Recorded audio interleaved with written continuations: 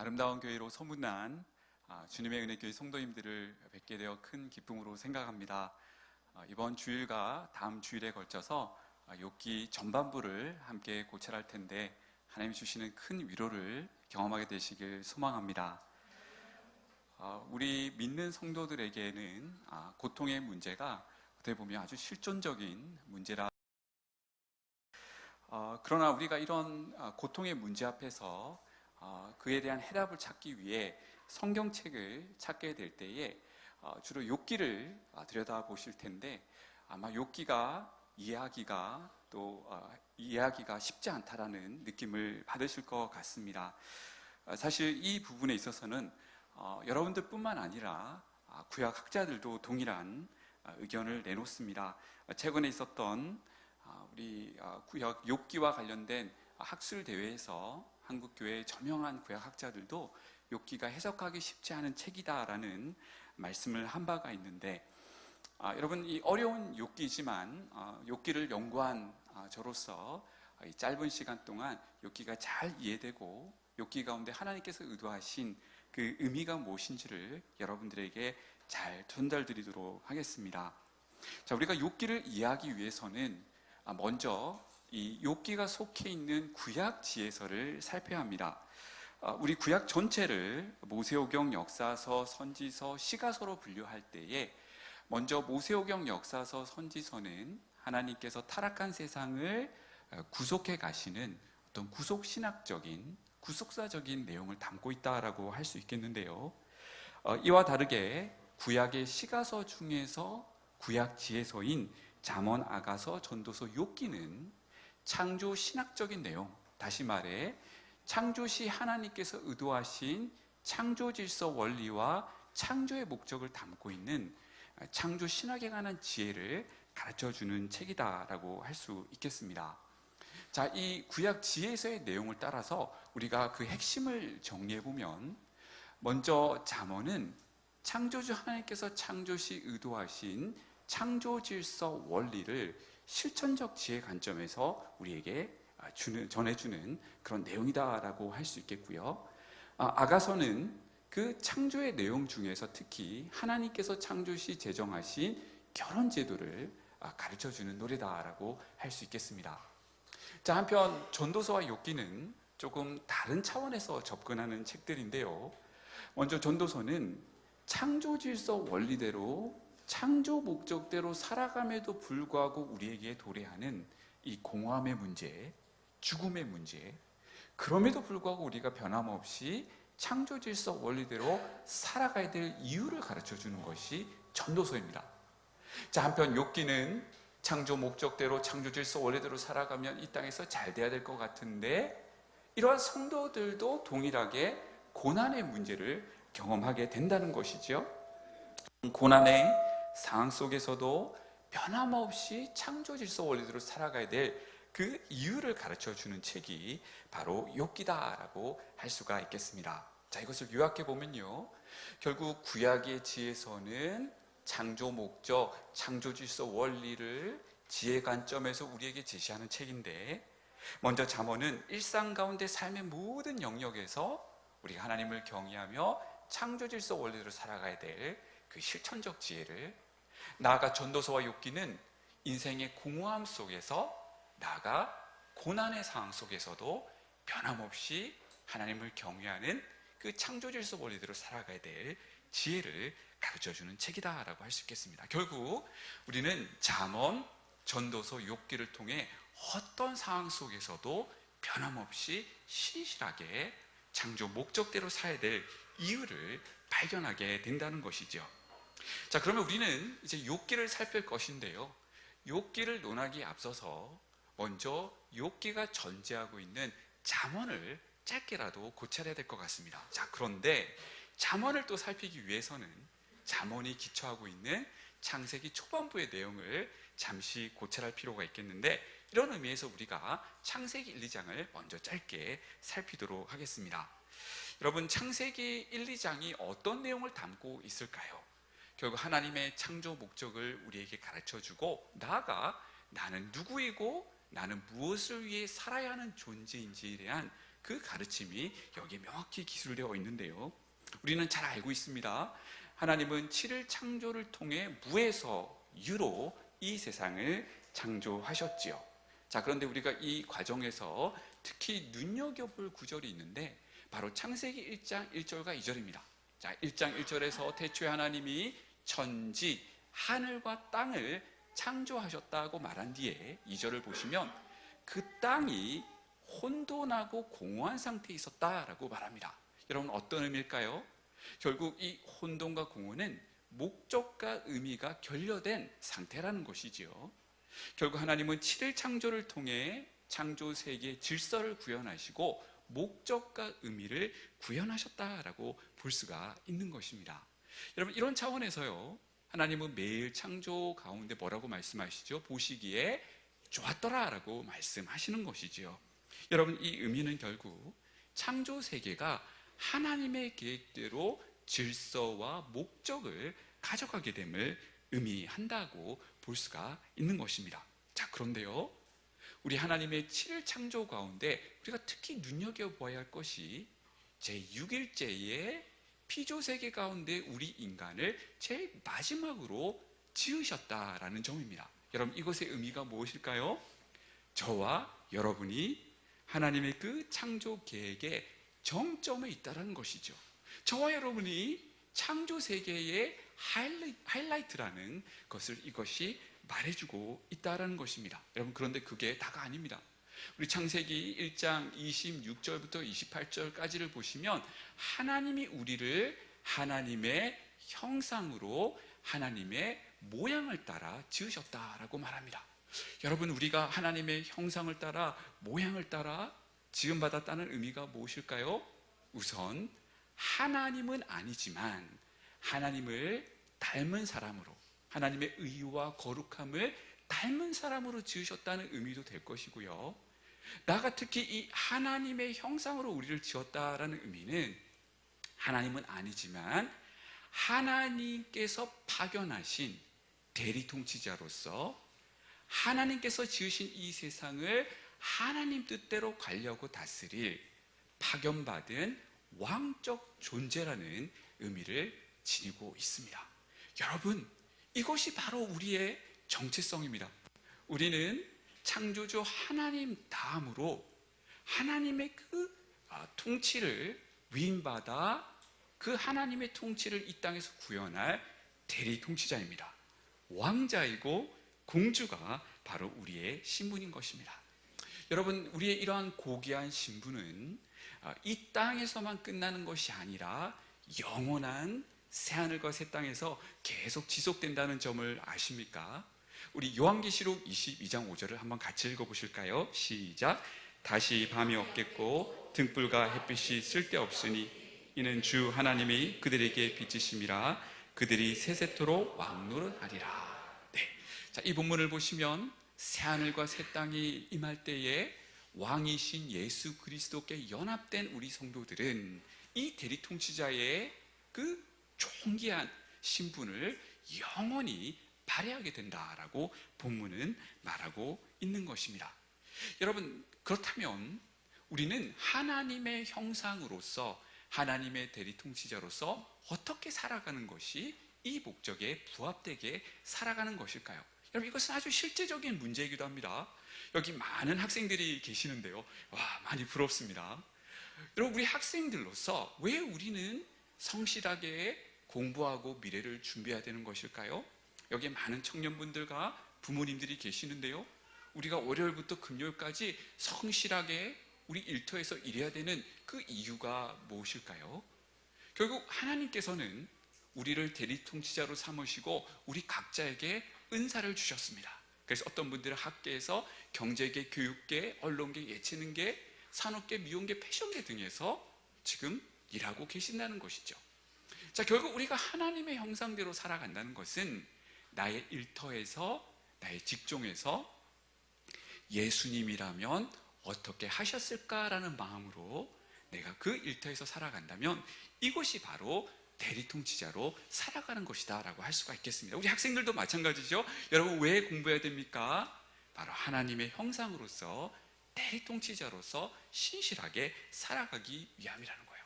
여러분, 그래서 우리 청년 여러분, 우리 이 세상에서의 출세와 부귀영화가 우리가 열심히 살아가는 이유가 아니라는 것입니다. 우리는 그분의 뜻을 이 땅에 구현하는 왕적인 대리통치자입니다. 우리 옆에 있는 분들에게 이렇게 말씀하실까요? 왕자이십니다. 공주이십니다.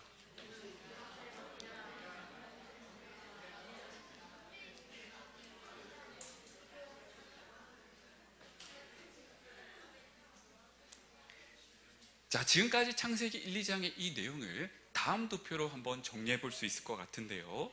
먼저 가장 중심에 나라는 존재는 하나님의 자녀일 뿐만 아니라 하나님의 형상으로서 대리통치자의 신분을 부여받았습니다. 자, 그럼 나는 먼저 창조주이시고 이 세상의 왕이신 하나님을 어떻게 해야 되죠? 경외해야 될 의무가 있습니다. 여기서 벗어날 수가 없다라는 것이죠. 한편 우리 하나님의 형상으로 지음받은 우리 동료 인간들을 존중히 대하고 조화롭게 지내며 사랑해야 됩니다. 마지막으로 이 세상을, 하나님께서 만드신 이 세상을 하나님 뜻대로 다스리고 유지하고 관리할 그 대리통치자의 사명을 감당하는 것, 바로 이것이 하나님께서 창조시 의도하신 창조의 목적이요 창조 질서 원리입니다. 이것이 온전하게 구현된 상태가 바로 하나님께서 창조시 의도하신 하나님 나라의 모습이요, 앞으로 새하늘과 새 땅이 임하게 될 때에 바로 그 하나님 나라의 모습도 바로 이 틀 속에서 이해될 수 있다라는 것입니다. 여러분, 이런 차원에서 타락은 무엇일까요? 아담 하와가 선악을 알게 하는 나무 열매를 따먹은 것, 하나님처럼 될 수 있다는 그 유혹에 넘어가 그 나무 열매를 따먹은 것은 결국 자신의 위치에서, 신분에서 벗어난 사건이다라고 할 수 있겠지요. 왕이신 그 하나님을 경외하며 그분 뜻대로 살아가는 것이 아니라 내가 하나님의 위치에 올라가서 내 마음대로 하겠다라는 것.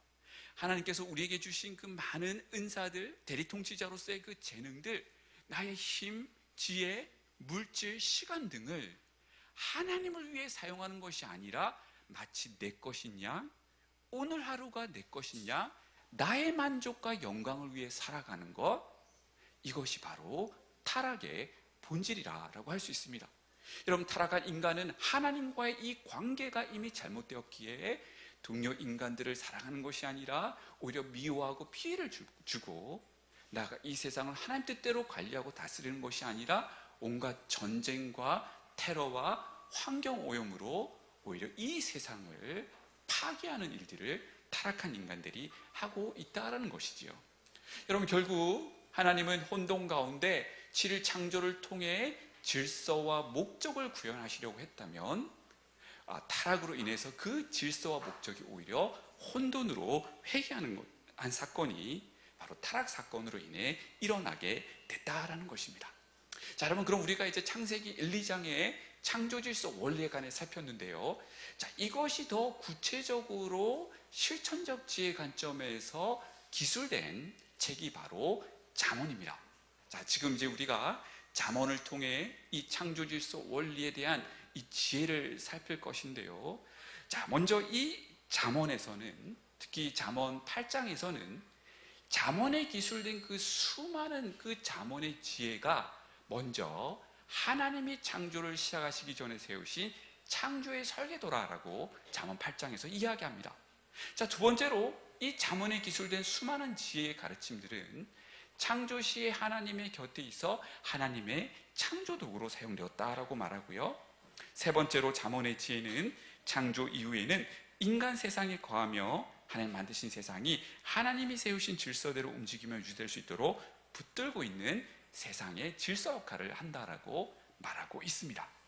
여러분, 결국 잠언 1장부터 31장까지 기술되는 그 잠언의 지혜들은 세상을 만든 하나님의 창조 원리, 창조 질서 원리를 우리에게 실천적 지혜 관점에서 쭉 풀어 설명하는 책이다라고 할 수가 있는 것입니다. 여러분, 그래서일까요? 우리는 이 잠언을 들여다보게 되면 앞서 말씀드린 요 창세기 1, 2장이 말하는 창조 질서 원리의 틀을 그대로 따르고 있는 것을 보게 돼요. 여러분, 잠언의 핵심 주제 구절이 무엇일까요? 잠언 1장 7절인데 우리 같이 한번 읽어보실까요? 시작. 여호와를 경외하는 것이 지식의 근본이거늘 미련한 자는 지혜와 훈계를 멸시하느니라. 자, 보십시오. 우리가 창세기 1장에 살폈던 그 개념, 여호와를 경외하는 것, 대리 통치자로서 하나님 형상으로서 그 창조주 하나님을 경외하고 그분의 뜻을 따라 살아가는 것, 대리 통치자의 사명을 감당하는 것, 바로 이 여호와 경외가 지식의, 지혜의 근본, 시발점, 파운데이션이다라고 말을 하고 있다라는 것입니다. 여러분, 이 잠언의 구조를 보시면 서언, 본론부, 결론부로 구성되어 있는데요. 자, 이 서언, 본론, 결론부 전체를 나누면서 감싸고 있는 구절들이 있는데 바로 여호와 경외의 구절들입니다. 여러분, 이것이 무엇을 말하고 있을까요? 자, 지금 잠언은 1장부터 31장까지 창조 질서 원리를 실전적 지혜 관점에서 우리에게 전해주고 있는데, 이 모든 지혜를 해석하는 시발점, 토대가 뭐라고요? 바로 창조주 하나님을 경외하는, 바로 그 경외 신앙으로부터 시작한다라는 것을 보여주고 있는 거예요. 여러분, 결국 이 여호와 경외가 잠언을 해석하는 해석적 키, 해석적 실마리와 같은 역할을 하고 있다라는 것입니다. 여러분, 그렇다면 이 여호와 경외의 의미가 무엇일까요? 자, 여러분, 이 여호와 경외의 이 경외라는 단어는 히브리어로 야레입니다. 자, 이 야레라는 단어는 부정적인 의미에서는 공포, 두려움의 의미를 지니고요. 문맥에 따라서는 이것이 존경과 경외의 의미로도 사용된다라는 것이죠. 자, 이 야레라는 단어가 구약 처음으로 사용된 것이 아담 하와가 하나님께 범죄했을 때입니다.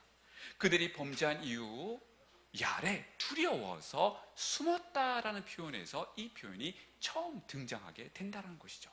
여러분, 타락한 인간에게 도래한 것이 무엇일까요? 바로 이 두려움이라는 것이에요.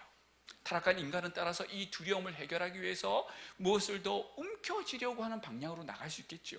재물, 지위, 뭔가를, 그 공허한 두려운 마음을 뭔가를 움켜쥐으면서 해결하는 방향으로 나가기도 하고요. 어떤 분들은 아예 자포자기하는 방향으로 나아가기도 합니다. 자, 그런데 성경은 타락한 인간이 가지는 이 두려운 마음을 어떻게 해결하라고 안내하고 있습니까? 결국 타락하여서 두려움이 찾아왔는데 그 가운데서 원래 창조 목적대로 그 두려움을 뭐라고요?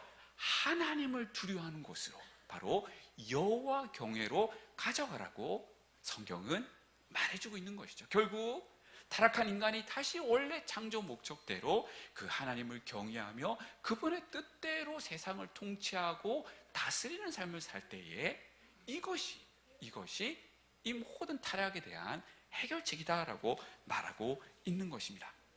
따라서 여러분, 이 저명한 구약학자인 트럼프 롬메는 여호와 경외를 다음과 같이 정의하는데, 우리 여기 있는 우리 어린이들이 한번 같이 읽어보겠습니다. 시작. 경외란 모든 것을 창조하신 하나님 앞에 서 있다는 의미를 지닌다. 인간의 지속적인 존재 역시 오직 창조주 하나님께 달려 있음을 뜻한다. 우리 어린아이들에게 박수 한번 부탁드리겠습니다. 감사합니다. 자, 여러분, 이 여호와 경외란 결국 그 하나님을 의식하면서 살아가는 것이죠. 창조 세계에서 하나님은 누구시고 나는 누구인지를 늘 인식하며 살아가는 것, 이게 여호와 경외인데요. 여러분, 이 여호와 경외란 단어가 구약 내에서 최초로 사용된 것이 바로 창세기 22장입니다. 자, 한 번은 하나님께서 아브라함에게 이렇게 말씀하시죠. 아브라함아, 아브라함아, 너의 독자 이삭을 나에게 제물로 바치도록 하라. 여러분, 이 이삭이 누구입니까? 아브라함이 노년에 얻은 아들이라는 것이죠. 자, 하나님께서 그 노년에 얻은 사랑스러운 아들을 바치라고 하셨을 때에 우리 같았으면 하나님 뭐라고요? 라고 하면서 의심할 수도 있겠지만, 아브라함은 전혀 이해되지 않는 그 상황 속에서 그 하나님을 온전히 신뢰하며 두말하지 않고 그 아들을 하나님께 제물로 바치는 자리로 나갔다는 것이에요. 여러분, 그 광경을 보면서 하나님께서 창세기 22장 12절에서 뭐라고 말씀하시죠? 같이 읽어보겠습니다. 시작. 내가 내 아들 내 독자까지도 내게 아끼지 아니하였으니 내가 이제야 내가 하나님을 경외하는 줄을 아노라. 자, 여기서 여호와 경외라는 표현이 처음으로 등장한다는 것이죠. 여러분, 이것이 어떤 맥락일까요? 결국 아브라함은 삶의 우선순위에 하나님을 두었다라는 것입니다. 여러분, 이 표현을 가지고 또 학자들은 뭐라고 말하냐면, 이 여호와 경외는 또 다른 말로 결국 그 하나님을 온전히 믿고 그 하나님을 온전히 신뢰하며 의지했다라는 것이에요. 자, 이 여호와 경외의 또 다른 말은 따라서 그 하나님의 말씀에 순종하고 악에서 떠났다는 의미도 됩니다. 나아가 이 여호와 경외는 결국 그 하나님을 예배하며 그분 중심으로 살아가는 삶을 살았다는 말로도 설명할 수 있다라는 것입니다. 여러분, 이것이 바로 여호와 경외인데요. 자, 그렇다면 잠언은 여호와 경외로부터 시작하는 창조 질서 원리의 지혜를 우리에게 가르쳐 주고 있는데, 자, 먼저 서원부는 어떤 메시지를 담고 있을까요? 바로 이 지혜의 길로 우리를 초청하는 내용을 담고 있습니다. 아버지가 등장해서요, 자녀에게 아들아, 딸아, 이 지혜의 길로 걸어오렴이라고 하면서 초청하는 내용이 등장합니다. 바로 여호와 경외로부터 시작하는 그 창조 질서 원리의 지혜로 초청하고 있다는 것이죠. 한편 우리 결혼부인 31장은요, 이 지혜의 가르침을 따라 산 결과를 우리에게 가르쳐 줍니다. 자, 한편 가장 긴 내용인 잠언 10장부터 30장까지의 본론부는 우리의 이 일상 가운데 삶의 모든 여러 영역 속에서 우리가 구체적으로 실천할 수 있는 어떤 단편적인 그 지혜 가르침들이 여기 다 들어가 있는데요. 여러분, 이 모든 지혜 가르침을 여호와 경외의 관점에서 접근해야 됨을 우리는 짐작할 수 있을 것 같습니다. 자, 그러면 우리 서언, 결혼부, 본론부를 좀 더 구체적으로 살펴보겠습니다. 먼저 서언부에서는요, 주제 9절 여호와를 경외하는 것이 지식의 지혜의 근본이거늘 멸한 자는 지혜와 훈계를 멸시하느니라라는 이 주제 구조를 통해 두 가지 길을 제시하고 있다는 거예요. 자, 여러분, 여기 어린이 여러분들에게 두 가지 길이 있다는 거예요. 하나는 어떤 길이지요? 지혜로운 길로서 여호와를 경외하는 토대 위에 잠언의 가르침대로 창조 질서 원리대로 살아가는 것이에요. 한편 어리석은 길이 있는데, 멸망의 길로 인도하는 길이 있는데, 그것은 여호와를 경외하지도 않고 잠언의 가르침을 무시하는 삶이다라고 말하고 있는 것이지요. 자, 여러분, 이 주제 구절을 1장 8절부터 9장까지 더 구체화하고 있는데요. 자, 그 내용을 보시면 이 잠언의 지혜 길의 초청에 응하는 자는 풍성한 삶, 생명의 길을 얻는다라고 말합니다. 공평하고 정의롭고 개인적인 건강과 평안과 장수를 누리며 행복한 가정관계, 결실 있는 노동, 부귀와 풍부한 재물, 공동체 안에서의 존귀와 영광을 얻는다라고 말하는 것이죠. 한편 이 지혜 길의 창조 질서 원리를 거부하는 자들은 멸망에 이르게 되는데, 파멸과 죽음, 재앙과 두려움, 여호와의 저주, 가난, 질병, 심판에 이르게 된다라고 말하고 있습니다. 여러분, 그런데요, 한 가지 흥미로운 점이 이 서론부에서 발견됩니다. 자, 이 1장부터 9장 안에서는 두 자매가 열심히 구애 활동을 펼친다라는 것이죠. 한 자매 이름은 지혜 자매고요, 한 다른 자매 이름은 미련한 여인입니다. 혹시 여기 지혜 자매가 계시지는 않지요? 양해를 구합니다. 여러분, 이 지혜 숙녀가 누구일까요? 바로 잠언의 지혜를 의인화한 것입니다. 바로 잠언의 지혜, 창조질서 원리에 관한 이 지혜가 지금 지혜 숙녀로 등장하고 있다는 거예요. 이 지혜 숙녀가 우리 혹시 형제들 중에 이름이 없는지 모르죠. 철수라는 형제가 있다고 해볼까요? 국민 이름 철수 형제가 있는데, 이 철수 형제에게 교회 오빠입니다. 열심히 지혜 자매가 구애 활동하는 거예요. 오빠, 오늘 교회 같이 가요? 주님의 은혜 교회 같이 가요? 끝나고 나서 우리 카페 가서 맛있는 커피 마시고, 내일은 또 제가 도시락을 싸올 테니까 우리 어디서 만나도록 해요? 라고 하면서 구애 활동을 펼친다는 것이죠. 동시에 이 미련한 여인 역시 구애 활동을 철수 형제에게 펼칩니다. 오빠, 나랑 만나줘요. 나랑 연애해요. 자, 그럼 여러분들, 우리 철수 형제가 지혜 숙녀랑 만나서 연애하고 결혼해야 되겠습니까? 미련한 여인을 따라가야 되겠습니까? 그렇죠. 지혜 숙녀를 따라가야 되겠죠. 여러분, 이 말이 어떤 의미일까요? 결국 지혜 숙녀와 연애하고 결혼한다는 것은 결국 잠언의 지혜대로 산다라는 것을 의인화해서 나타내는 기법이다라고 할 수가 있겠습니다. 여러분, 이제 이 지혜 숙녀가요, 잠언의 결혼부에 가게 되면 유부녀로 등장합니다. 바로 누구이지요? 현숙한 여인으로 등장하게 된다라는 것이죠. 여러분, 지금 여기서 도표가 지금 원래 있는데 나오지 않지만, 여러분, 이 현숙한 여인의 본문을 특히 우리 자매님들이 계신데요, 우리 자매님들이 이 현숙한 여인을 본문을 읽으실 때 은혜가 되십니까? 좀 시험에 빠지시는 경향이 있습니까? 예, 그렇죠. 아니, 도대체 이 자매는 누구야? 이 자매는 잠도 안 자는 것 같아요.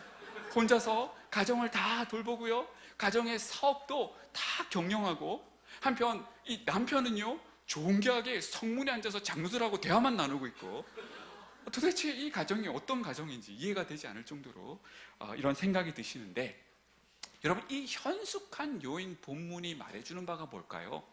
결국 그 철수 형제가 연애하고 결혼한 지혜 숙녀가 이처럼 현숙한 여인이 되어 그 남편인 철수 형제의 삶을 존귀하고 복되게 했다라는 의미를 말하고 있는 것이에요. 한마디로 이 현숙한 여인 본문이 말하는 것은 철수 형제 복 받았네, 철수 형제 대박이네, 이 말을 지금 하고 있는 것입니다.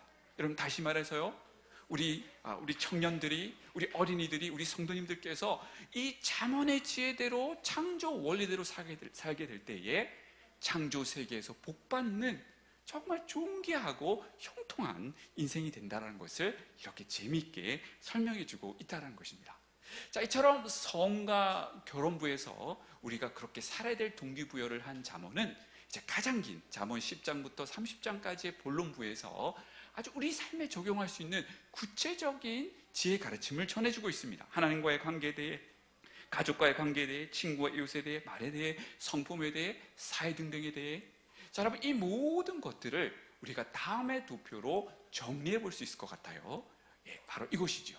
우리가 잠언 1, 2장에서 살폈던 바로 이 도표, 나라는 존재는 하나님을 경외해야 되고 동료 인간들을 사랑하며 하나님 뜻대로 세상을 관리하고 다스려야 된다는 이 전체 내용을 실천적 지혜 관점에서 우리에게 풀어 설명하고 있는 것이 잠언의 본론부라는 것입니다. 자, 여러분, 그러면요, 우리가 지금까지 잠언을 간략하게 살폈는데, 자, 이 잠언을 떠받치는 두 개의 핵심 축이 있습니다. 자, 하나는 지금까지 살폈던 바로 창조 질서 원리에 관한 지혜적 가르침, 이것이 잠언의 큰 기둥입니다. 자, 그런데 잠언에는 또 다른 큰 기둥이 있는데 그것은 바로 보응 원리입니다. 여러분, 이 보응 원리가 무엇일까요? 하나님께서 행한 대로 갚아 주신다는 것입니다. 콩 심은 데 콩 나고 팥 심은 데 팥 난다라는 그 속담처럼 말이죠. 여러분, 예를 들어서 우리 잠언 3장 33절을 한번 같이 읽어보실까요? 시작. 악인의 집에는 여호와의 저주가 있거니와 의인의 집에는 복이 있느니라. 바로 이거예요. 이게 보응 원리의 대표적인 구절이라는 것입니다. 결국 잠언의 가르침대로 창조 질서 원리대로 살아가는 자에게는 하나님의 복이, 그렇지 않은 자들에게는 하나님의 형벌이 있을 것이다 라는 내용을 담고 있다라는 것이죠. 여러분, 이 보응 원리와 관련된 구절은 여러분 저 아래 보시면 작은 박스 안에 제가 깨알같이 구절들을 기술하지 않았습니까? 이게 다 보응 원리 관련 구절입니다. 자, 결국에는 창조 목적대로 살아가는 자들에게는 복이, 그렇지 않은 자들에게는 하나님의 형벌이 임한다는 이 보응 원리는 여러분 결국 주려는 메시지가 무엇일까요? 창조 목적대로 살아서 복 받으라는 것일까요? 그것을 거부해서 망하라는 것일까요? 네, 전자라고 할 수가 있겠지요. 결국 이 보응 원리의 역할은 우리로 하여금 창조 질서 원리대로 바짝 정신 차리고 살아갈 수도 이끄는 그런 견인 역할을 하는 것이 바로 이 보응 원리다라고 할 수가 있는 것입니다. 나아가서 이 보응 원리야말로 창조 세계를 운영하시는 하나님께서 창조 가운데 심어 놓으신 내적 도덕적 시스템, 하나님의 공의 체계라고도 할 수가 있겠지요. 자, 여러분, 그렇다면 우리가 지금까지 이 잠언을 살펴보았는데요, 잠언은 크게 두 가지. 첫 번째는 창조 질서 원리에 관한 가르침과 더불어서 봉원리로 이것을 뒷받침하고 있다라고 했습니다. 창조 질서대로 살아가면 성공과 번영을, 그렇지만 그것을 거부하면 실패와 파멸을 경험한다는 이 봉원리가 이것을 떠받치는 구조가 잠언이라는 거예요. 여러분, 그런데요, 이제 욥기는 어떤 내용을 다룰까요? 이 잠언의 봉원리에 대한 이해를 한 차원 더 끌어올리는 역할을 하는 것이 욥기입니다. 여러분, 이 잠언의 가르침은 어떻게 보면 이 봉원리에 대한 기본 가르침, 기본 교과서적인 역할을 합니다. 자, 한편 여러분 한번 여쭤볼게요. 우리의 현실 가운데 우리가 말씀대로 살면 늘 잘되고 형통한 것 같습니까? 아니면 그렇게 살아가는 우리에게도 때로는 말할 수 없는 고통이 찾아오고 반대로 악인들이 더 잘되는 경험을 종종 합니까? 그렇죠. 바로 후자라는 것이죠. 여러분, 이것이 우리의 현실이라는 것이에요. 따라서 욥기는 봉원리가 진리지만 이 봉원리에 대한 하나님의 공의 시스템에 대한 이 이해를 한 차원 더 성숙하게 이끌어주는 바로 그러한 고급 교과서적인 역할을 하는 것이 바로 욥기입니다. 자, 바로 이것을 보여주기 위해서 창조 질서 원리대로 열심히 살아가려고 몸부림치는 우리 믿음의 대선배 욥이 까닭없이 어마어마한 고난에 봉착하게 된다는 것이죠. 결국 이 봉원리의 관점에서 보게 되면 욥은 항상 복을 받아야 될 것 같은데, 지금 욥기가 딱 전제하면서 들어가는 바는 이 신실한 믿음의 용사인 이 욥조차도 말할 수 없는 고난의 수렁에 빠지게 됐다는 거예요. 이것을 통해서 우리의 봉원리에 대한 이해를 한 차원 더 끌어올리는 것이 바로 욥기인데, 여러분 미리 해답을 드리면 결국 욥기는 이 잠언의 봉원리가 반드시 그대로 성취된다는 것이죠. 하나님은 공의롭게 다스리시고 마침내 하나님은 악인들을 심판하시고 의인들을 복주신다는 이 원리는 반드시 실현되지만 하나님께서 개입하시는 시점은 우리 인간이 알 수 없고, 그럼에도 불구하고 하나님은 가장 신실하게 이 모든 것을 이끌어 가시며 마침내 잠언의 가르침대로 하나님의 공의가 구현된다. 봉원리를 따라 하나님께서 모든 것을 바로 잡으실 것이기에 변함없이 여호와를 경외하는 창조 질서 원리대로 살아가라 라는 메시지를 주는 것이 바로 욥기입니다. 자, 여러분, 그러면요, 이것을 보여주기 위해서 욥기 1장부터 쭉 전개되는 내용은 욥을 그 잠언의 표현, 여호와 경외라는 이 핵심 단어를 그대로 가지고 와서 욥에게 선에서부터 이 욥에게 적용하고 있습니다. 여러분, 욥을 어떻게 설명하고 있습니까?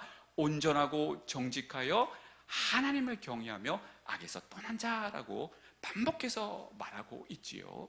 특히 욥기 31장에 가게 되면요, 욥이 하나님께 마지막으로 올려드린 기도 가운데 자신이 어떻게 하나님 앞에서 바로 살기 위해 몸부림쳤는지 14가지 목록을 설명하고 있는데, 여기서도 우리는 그가 하나님을 경외하며 창조 질서 원리로 살아가기 위해 몸부림쳤다는 것을 볼 수가 있습니다. 여러분, 예를 들면 31장에요, 그는 이성을 그런 그릇된 눈으로 보지 않기 위해서 눈과 언약을 맺었다라고 말합니다. 마음으로부터 정결한 삶을 살기 위해서요.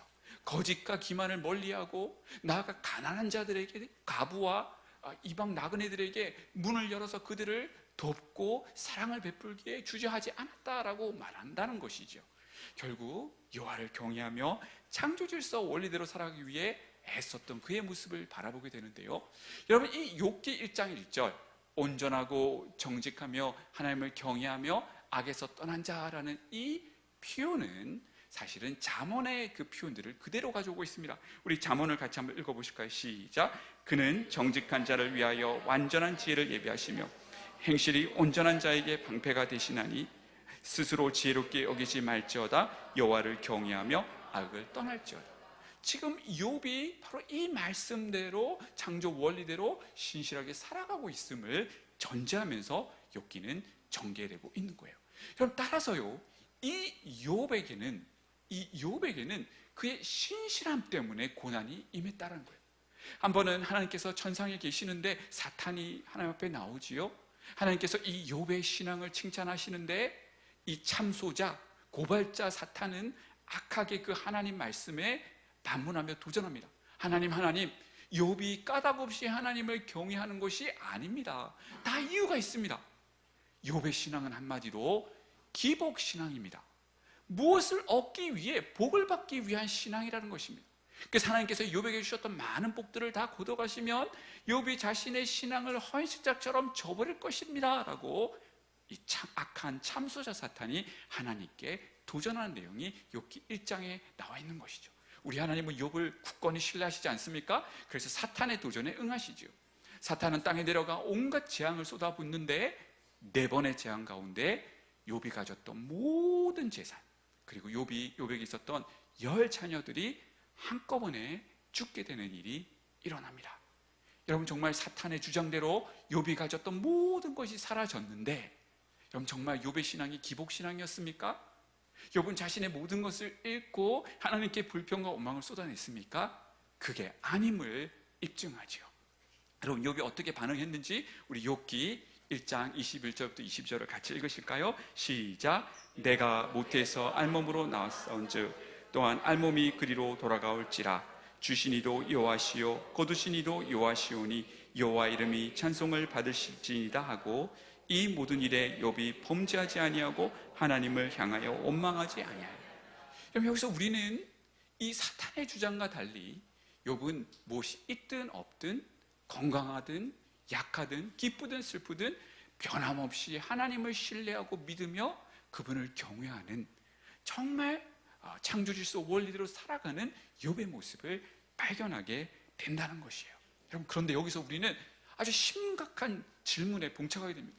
어떻게 욥은 잠언의 가르침처럼 창조 목적대로 살아가는데, 그러면 보응원리에 따르면 그는 나가도 복을 받고 들어와도 복을 받아야 될 것 같은데 왜 이 욥에게 상상할 수 없는 재앙 같은 이 고난이 임했냐는 거예요. 우리 이 상황에서 어떻게 그 하나님의 공의로운 통치를 믿으며 변함없이 창조 목적대로 살아갈 수 있겠냐는 것이, 바로 이 질문을 서두에서 던지며 우리로 하여금 심각하게 고민하게 만드는 것이 바로 욥기 선부입니다. 자, 그럼 여러분, 이 문제를 우리가 알기 위해서는 바로 욥기의 구조를 먼저 살펴봐야 될 것 같습니다. 여러분, 욥기 구조는 이러한 동시먼저 구조인데요. 먼저 A에서 욥이 고난을 받았다면 A-에서 욥이 회복되고 번영되는 내용이 나옵니다. 자, B에서는 욥이 극심한 고난 가운데 자신의 생일을 저주했다면 B-에서는 욥이 회복되어 새 친구를 위해 중보하는 내용이 나옵니다. 이제 우리가 눈여겨야 될 부분이 바로 C부터 C- 그리고 중앙에 있는 D입니다. 자, C-D는 욥기의 본론부라고 할 수가 있는데요. 자, 먼저 C에서는 3번의 대화 주기가, 그리고 C-에서는 3번의 발언이 등장합니다. 바로 욥의 발언, 엘리후의 발언, 하나님의 말씀이 그렇다라는 것이지요. 그리고 가장 중심이라 할 수 있는 욥기 28장은 욥기의 핵심 메시지를 담고 있는 신학적 세터라고 할 수 있겠는데, 하나님께서 고난과 악의 문제를 포함하여 세상을 통치하시는 그 지혜는 인간이 결코 알 수 없지만, 그럼에도 불구하고 그 하나님의 이끄심과 통치를 온전히 신뢰하며 변함없이 창조질서 원리로 살아가는 지혜가 최고의 지혜다라는 욥기의 핵심 메시지를 우리에게 전해줍니다. 자, 바로 나레이트가 전하는 신적 계시가 28장에 등장하는 거죠. 자, 그런데 또 눈여겨봐야 될 것은 욥기 본론부인 C-D 전체를 감싸는 2개의 계시 사건이 있다는 것입니다. 먼저 욥기 4장에서 세 친구 중에 맏형인 엘리바스가 받은 계시, 환상, 나아가 마침내 하나님께서 나타나셔서 말씀하시는 그 하나님 말씀의 그 계시. 여러분, 사실 이 계시가 본론부 전체를 감싸면서 욥기를 어떻게 읽어야 될지를 우리에게 가르쳐 주는데요.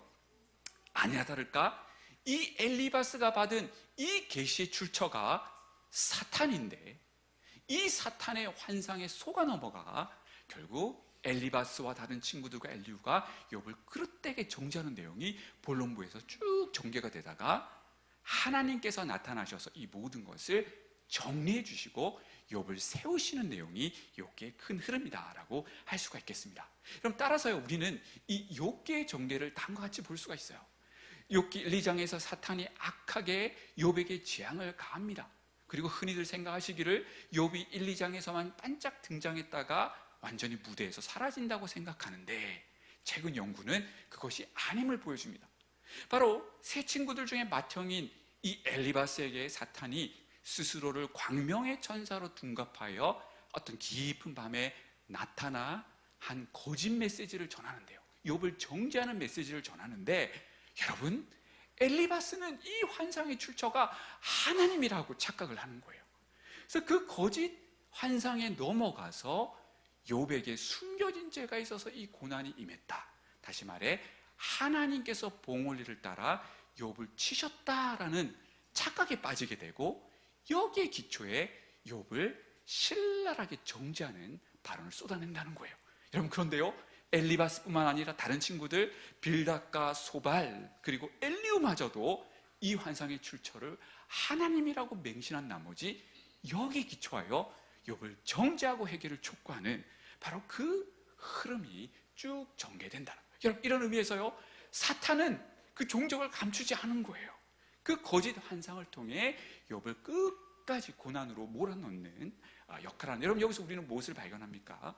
바로 이 창세기에 뿌리를 두고 있는 이 욥기는 결국 인류를 타락으로 이끌었던 사탄의 그 모습을 적나라하게 보여줍니다. 먼저 1, 2장에서는 하나님께 참소하는 참소자로서의 사탄으로 묘사되고 있고, 욥기 4장에서는 그 거짓된 환상을 통해 미혹의 영으로서로 역할하는 모습을 우리에게 생생히 보여주고 있다라는 것이죠. 여러분, 이것을 우리가 잠시 다시 한번 정리해보면 욥기 이야기의 전개는 단 것 같습니다. 자, 욥에게 상상할 수 없는 극심한 고난이 임했다는 소식을 들은 욥의 세 친구가 욥을 위로하기 위해 방문하지요. 누구보다도 욥의 그 경건과 신실함을 잘 알고 있었던 세 친구들은 그 욥에게 임한 재앙을 바라보며 7일 밤낮 할 말을 잃고 맙니다. 어떻게 하나님은 공의로우신 분이고 봉헌에 따르면 욥에게 항상 복이 임해야 될 것 같은데, 이 욥에게 극심한 악인들이 겪어야 될 재앙이 어떻게 쏟아졌을까? 이걸 설명할 길이 없어서, 신학적으로 설명할 길이 없어서 7일 밤낮 욥만 바라보고 앉아 있었다는 거예요.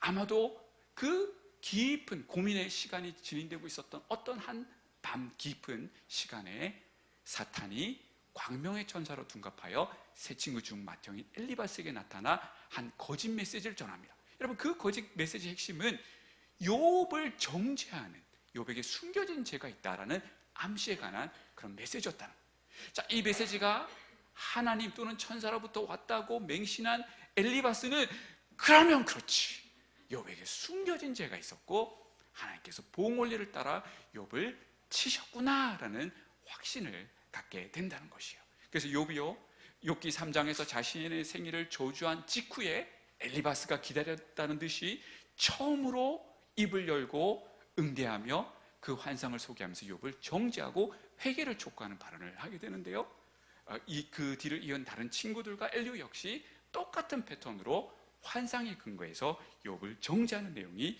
바로 욥기 전체의 흐름이다라고 할 수가 있겠습니다. 자, 그럼 여러분들, 이 엘리바스가 그 사탄이 스스로 광명의 천사로 둔갑하여 그 메시지를 전할 때의 상을 묘사한 내용이 4장 12절부터 16절까지 나오는데, 우리 그 내용을 교독해 보도록 하시겠습니다. 제가 먼저 시작하겠습니다. 어떤 말씀이 내게 가만히 이르고 그 가나다란 소리가 내게 들렸었나니,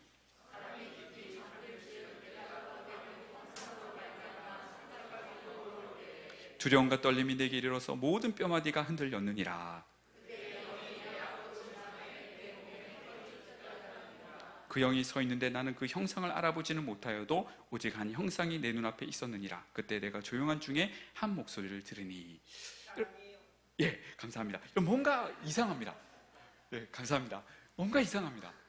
일반적으로 하나님 또는 천사가 나타나실 때는 하나님의 힘을, 천사의 힘을 드러내실 뿐만 아니라 두려워하지 말라라는 위로의 말씀을 전하곤 한다는 것이죠. 자, 그런데 이 영적 존재는 자신의 정체를 철저히 감출 뿐만 아니라, 이런 과거에 나온 내용 건데요, 그 전설의 고향, 공포 영화와 같은 엄청난 두려움을 이 영적 존재가 야기합니다. 여러분, 우리 14절을 보십시오. 그 영적 존재 앞에 엘리바스의 모든 뼈마디가 흔들렸다라고 표현하고 있고요. 15절을 보시면 엘리바스의 몸의 털이 쭈뼛 일어났다라고 표현합니다. 여러분, 이런 표현은 정말 다른 데서 찾아보기 힘든 표현인데요, 뭔가 이상함을 눈치챌 수가 있습니다. 자, 다음으로 이 영적 존재가 엘리바스에게 전한 그 메시지를 교독해 보도록 하겠습니다. 제가 먼저 시작하겠습니다. 사람이 어찌 하나님 앞에서 의롭겠느냐? 사람이 어찌 그 창조하신 이 앞에서 깨끗하겠느냐?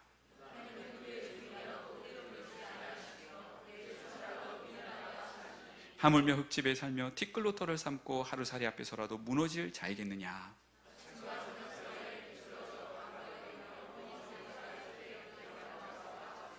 장막줄이 그들에게서 뽑히지 아니하겠느냐? 그들은 지혜가 없이 죽느니라. 자, 그럼 먼저 17절만 보시면 모든 인간은 하나님께 범죄했다는 전적 타락 교리처럼 들립니다. 자, 문제는 18절부터 21절까지 쭉 읽어보시면 결국 피조 세계는 그 어떤 것도 선한 것이 없다는 아주 어두운 비관론, 허무주의로 왜곡되기 시작한다는 것이죠. 여러분, 이 내용을 엘리바스가 들었을 때 어떤 생각이 들었을까요? 그러면 그렇지. 특히 이 욥의 고난을, 그 이유를 고심하던 엘리바스에게는 이 메시지야말로 하나님께서 욥을 정죄하시는, 다시 말해 그의 고난 배후에 숨겨진 죄가 있다라는 암시로 들렸을 것입니다. 그리고 이것을 가지고 욥을 맹렬히 정죄하고 회개를 촉구했다라는 것이죠. 여러분, 이 엘리바스가 받은 환상의 문제점이 무엇일까요? 자, 첫 번째로 이 환상의 정죄 메시지는 욥기 1, 2장에서 하나님께서 욥을 칭찬하시고 신뢰하시는 내용과 완전히 상치되는 것을 볼 수가 있습니다. 오히려 이 환상의 정죄 메시지는 욥기 1, 2장에서 욥의 신실함에 대해 불신적 발언을 했던 사탄의 목소리를 그대로 반영하고 있습니다. 우리 원어적으로 보게 되면 사탄의 사용했던 그 표현들이 엘리바스 환상 가운데 반영되고 있는 것을 볼 수가 있다는 것이죠. 나아가 이 환상의 정죄 메시지는 이후에 하나님께서 욥에게 나타나셔서 하시는 말씀과도 정면 상반되는 것을 보게 되는데요, 거기서 하나님은 피조 세계를 사랑하시고 세밀히 돌보신다라는 정반대의 메시지를 전하고 있을 뿐만 아니라 결국 새 친구가 틀렸고 욥이 옳다라고 하신다는 점에서도 하나님 말씀과 정면 배치됨을 보게 됩니다. 네 번째로, 만약에 이 환상의 메시지처럼 욥이 범죄했다라고 본다면 결국 하나님이 틀리시고 사탄이 옳은 것이 되기 때문에 이것은 결코 일어날 수 없는 일이라는 것이죠. 자, 마지막으로 엘리바스 환상과 이후에 하나님이 나타나셔서 하시는 그 말씀의 경험의 특성과 드러난 메시지를 비교해 보면, 먼저 엘리바스 환상은 영적 존재가 자신의 정체를 숨길 뿐만 아니라 욥을 향한 어두운 정죄 메시지를 바라는데 반해서 하나님은 이후 나타나셔서 하나님의 심을 드러내시고 욥에게 응답하시고 가르쳐 주시고 위로하신다는 차원에서 완전히 그 성격이 다름을 발견하게 된다는 것이에요. 결국 엘리바스 환상의 출처는 그 사탄이었음을 우리는 발견하게 된다는 것입니다. 여러분, 이후 이 욥기의 전개를 보시면 이와 같이 새 친구와 욥의 세 번의 대화 주기가 흐른 다음에 이후에 엘리후가 수많은 발언을 32장부터 37장까지 쏟아내게 되는데요, 자, 이 모든 흐름의 구성을 보면 엘리바스 환상의 메시지를 소개하는 것으로부터 시작해서 그 환상을 마지막까지 강조하는 것으로 모든 전개가 이루어진다는 거예요. 각 마디마다 시작과 끝부분에 엘리바스의 환상을 정면에 내세웠다는 거예요. 여러분, 이 구조가 말해주는 바가 무엇일까요? 새 친구가, 엘리후가 욥의 고난을 죄의 문제로 몰아갈 수 있었던 결정적 근거, 그것을 정면에 내세울 수 있었던 근거가 바로 엘리바스 환상 때문이었다는 거예요. 이 사탄의 메시지를 그들은 착각하여 하나님의 메시지였다고 오도하며 욥을 그렇게 이끌어 갔다는 것입니다. 여러분, 한번 생각해 보실까요? 어떻게 보면 욥은요, 인간이 당하기 정말 가장 어려운 고난의 상황 속에 몰입했습니다. 먼저 그는 자신의 재산과 건강과 자녀를 다 잃지 않았습니까? 정말 위로를 받아야 되는 그런 욥이요, 이제는 숨겨진 죄 때문에 이 고난이 임했다는 오욕을 잊게 되면서 상상할 수 없는 극한의 고난의 상황 속으로 빨려 들어갔다는 것입니다. 여러분, 그렇다면 여기서 우리의 관심은 이 욥이 가장 극심한 고난 가운데 어떻게 반응했냐는 것입니다. 그는 하나님의 기대대로 정말 여호와를 경외하는 그 신앙 위에서 그것을 이겨냈을까요? 욥은 어떻게 반응했을까요? 우리가 그것을 눈여겨봐야 될 것 같은데요.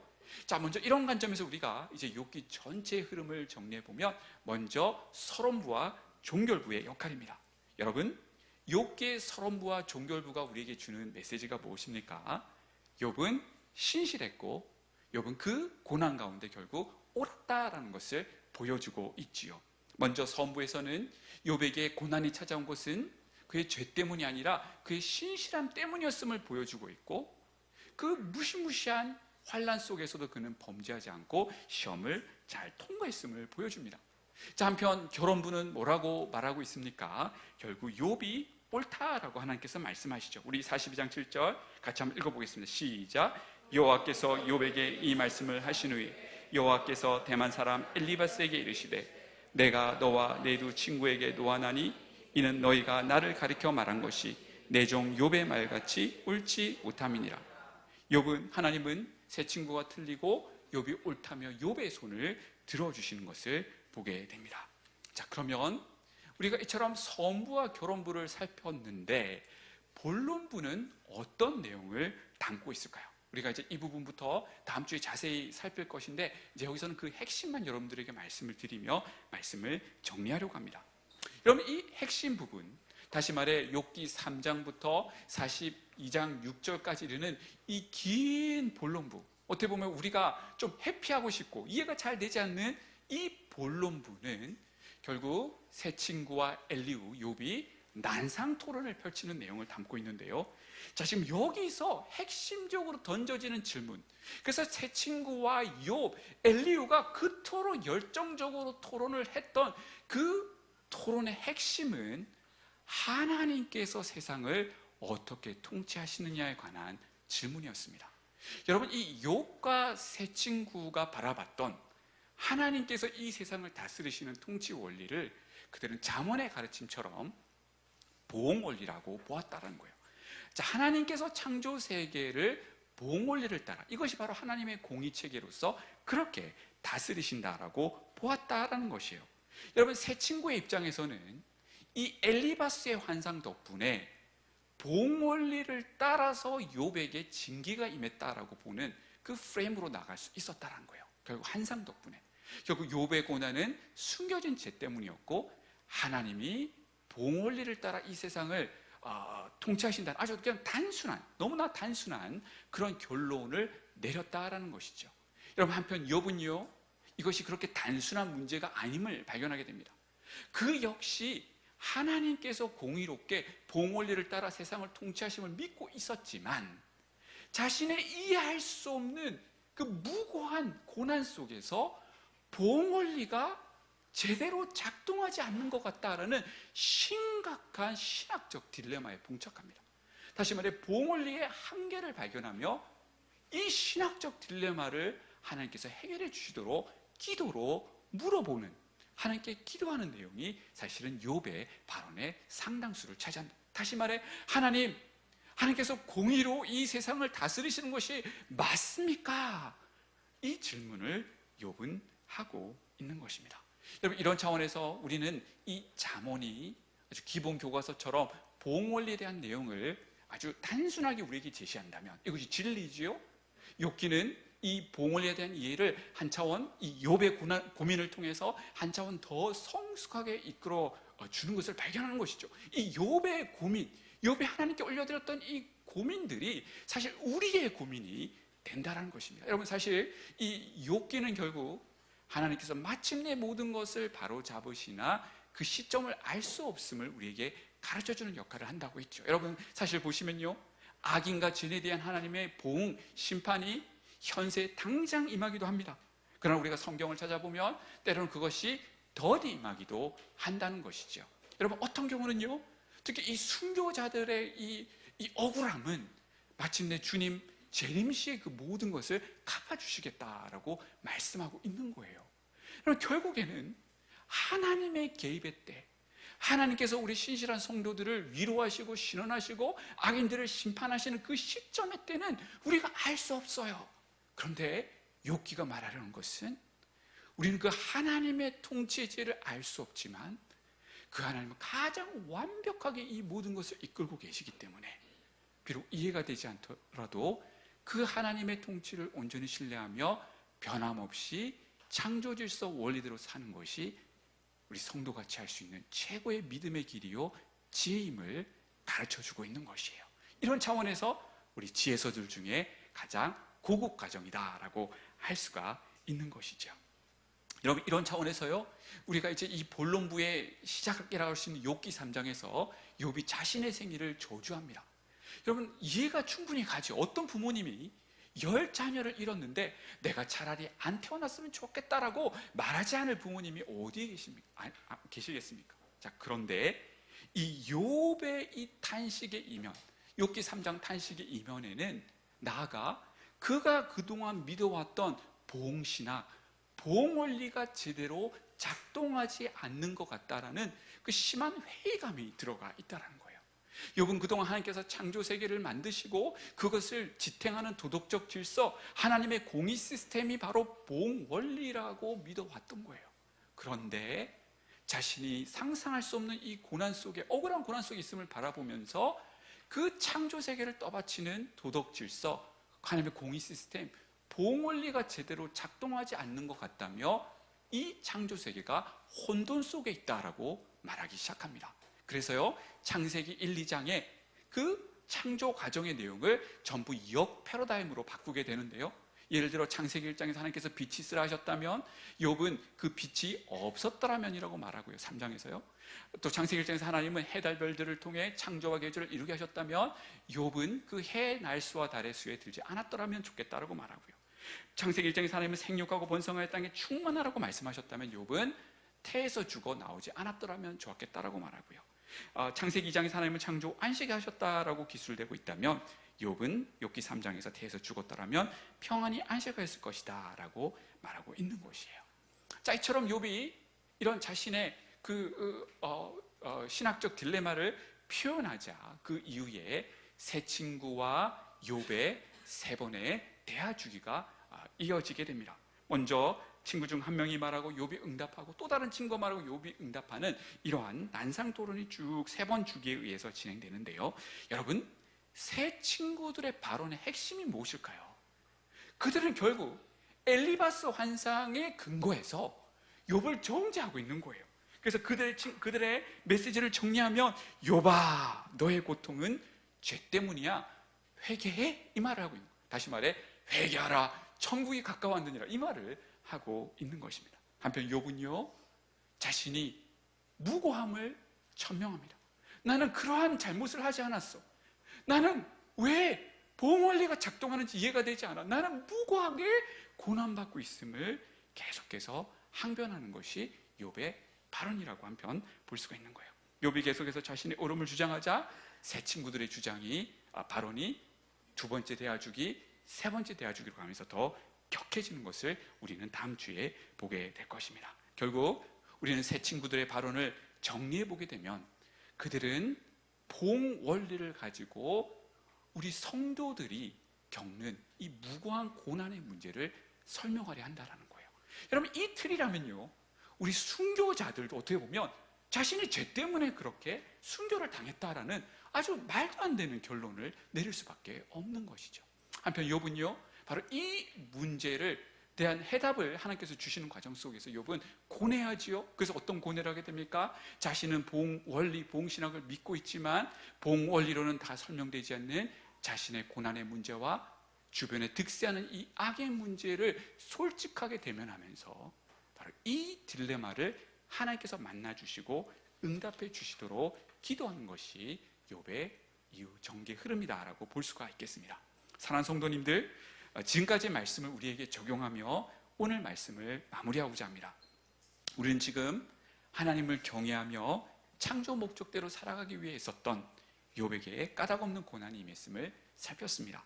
그는 재산과 자녀를 다 잃고 지인들에게 죄인 취급받는 상상할 수 없는 고난의 나락에 떨어졌습니다.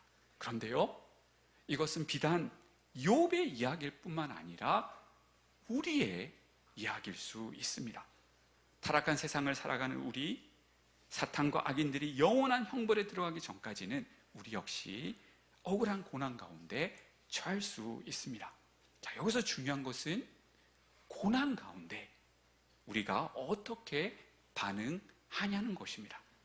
여러분, 고난 가운데 우리는 불평과 원망을 쏟아내야 될까요? 하나님의 통치와 인도하심을 의심해야 할까요? 아닙니다. 욥은 재산과 자녀를 다 잃는 상황 속에서도 주시니도 여호와시오, 취하시니도 여호와시오니 여호와 이름이 찬송을 받으실지니다라는 그 믿음의 고백을 올려드렸습니다. 뿐만 아니라 새 친구들이 거짓 환상에 속아 자신을 무고히 정죄할 때도 욥은 너무나 억울했을 것이지만 이 상황 가운데 그저 하나님께 엎드려 기도하며 나아갔습니다. 오직 하나님 앞에 울며 하나님께서 이 억울하고 이해되지 않는 상황에 대해 응답해 주시고 해결해 주시기를 간구했습니다. 사랑하는 성도님들, 이것이 바로 믿음의 성도가 걸어야 할 길입니다. 사실 욥기는 이 부분을 우리에게 말해주려는 책입니다. 어떠한 경우에도 하나님의 통치를, 하나님의 인도하심을 온전히 신뢰하는 것, 어떤 어려움 속에서도 변함없는 믿음과 신뢰 가운데 끝까지 창조 목적대로 여호와를 경외하며 말씀대로 살아가는 것. 우리는 다음 주일에 하나님께서 욥의 기도에 응답하시고 욥이 위로받는 아름다운 결말을 보게 될 것입니다. 사랑하는 성도님들, 따라서 오늘 말씀처럼 기쁠 때나 슬플 때나 변함없이 창조 목적대로 살아가시길 바랍니다. 이해되지 않는 고난의 한복판에서도 신실한 하나님 아버지를 신뢰하며 오직 그분 앞에서 울며 그분 앞에서만 위로받으며 그분의 때를 온전히 기다리시는 저와 여러분 되시기를 소망합니다. 보라, 인내하는 자를 우리가 복되다 하나니 너희가 욥의 인내를 들었고 주께서 주신 결말을 보았거니와 주는 가장 자비하시고 긍휼히 여기시는 이시니라. 야고보서 5장 11절 말씀.